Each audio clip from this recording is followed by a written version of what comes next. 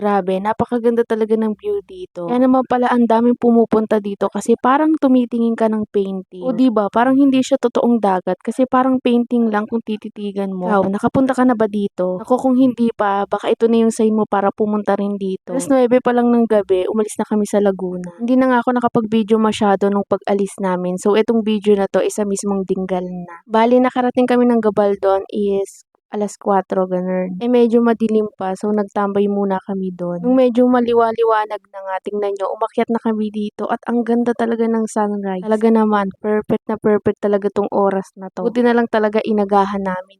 Sa Pacific View Deck lang ang punta namin, hindi kami dun sa kabila, yung magbabangka pa. Yun nga pala ay Mountain View Deck, so magbabangka kayo dun and medyo pricey yun. So dito na lang muna kami. Pero dito, kailangan nyo din ng tour guide. So ayun, tour guide ay 300, yung entrance fee ay 50 pesos. Sa parking fee naman ay 20 pesos. Tingnan nyo yun, nasa daan pa lang kami pero panalo na kagad yung mga view na nakikita ko. And tara, nandito na nga pala tayo. Na-inform naman ako na ganito yung daan. Kasi marami din naman ako napapanood na videos na meron daw madadaan na ganito. Hindi naman yan mahaba, be. Kasi maglalakad pa tayo pagkarating natin dun sa parking. Hindi rin naman mahirap at hindi rin maputi kasi naman hindi siya umuulan. At yan, start na tayo sa paglalakad. Hindi rin naman daw malayo yan. Kayang-kaya ng ating mga tuhod, mga bi. Buti na lang talaga hindi umuulan kasi tingnan nyo yung sapatos namin, puting-puti. Onting-onting lakad lang talaga yan. Tsaka hindi naman ganun kataas. Dito sa may entrance, dito kayo magbabayad. Malamang sa may entrance kayo magbabayad ng entrance fee.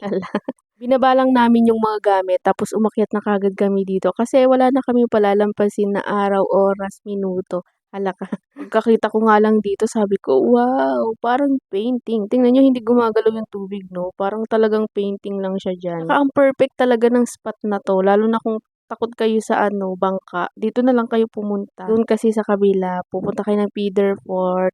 Magbabayad kayo ng bangka, tapos magbabayad din kayo sa tour guide. Pero okay din naman yon kasi for experience. Pero ako dito, okay na ako dito. Ang ganda ng view. Ganito rin naman kasi yung view doon. Yun nga lang kaibahan doon. Magbabangka nga paulit-ulit. Sikat na destination nga to at tinatawag nga nila tong Batanes of the East. Kilala rin to talagang isang sikat na destination dito at tinatawag nila tong Batanes of the East. Kasi kilala rin din talaga to sa panoramic na tanawin ng Pacific Ocean at ng Sierra Madre Mountains. Ayun nga pala yung mga kubo dyan. Pwede nyo ilagay dyan yung mga gamit at wala naman daw bayad yan. Kapag nagutom nga kayo, meron kayong mabibilhan dito kasi meron silang tindahan. Ayan, sa bawat sulok nga nagpipicture ako at saka nagbibideo. Syempre naman, nandito na lang din lang diba? Sulitin na diba? Kasi hindi naman ito malapit sa amin. Kasi Laguna pa kami tapos pumunta kami dito Dingalan, Aurora. Ayan, may mabibilhan din kayo dyan na souvenir. Tapos ayun, umalis na rin kami kagad. Mga 1 hour lang kami nagstay doon. Side trip lang kasi namin to at may iba talaga kaming pupuntahan. Binidyohan ko na rin to kasi nung dumaan kami dito masyadong maaga. Hindi pa kita yung magandang view. So